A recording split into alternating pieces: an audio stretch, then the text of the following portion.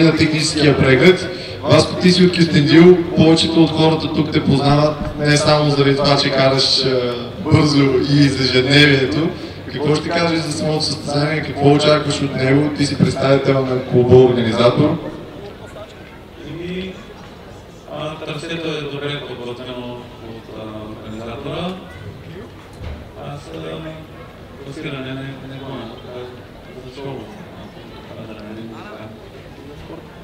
Тоест, твоето желание просто да покажеш на местна почва, че кюстендилци карат. Колко пъти си качва от трасето нагоре за този месец, да кажем?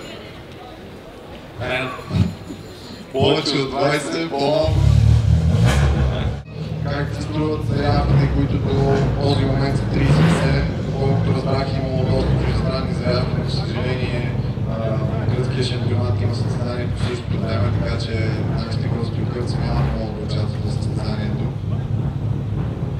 Хубавото е, че има доста участници, това когато че спорта се развива. Публиката трябва да стои на зоната на излизане на дорогите.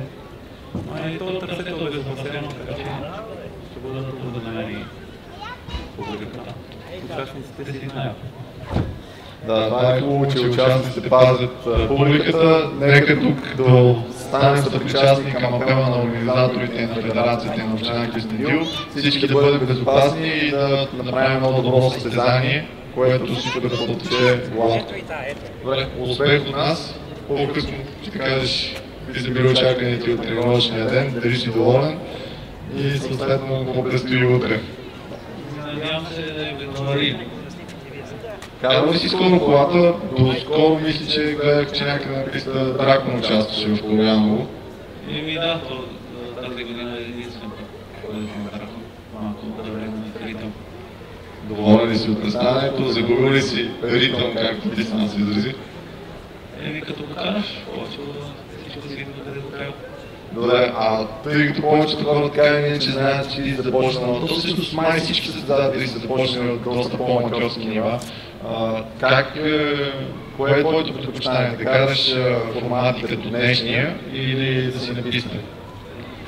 Навсякъде искам.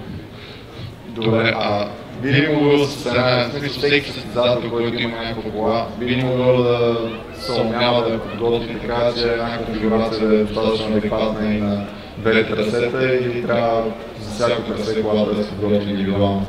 И всяко трасе трябва да се подобри автомобилът. Благодаря много.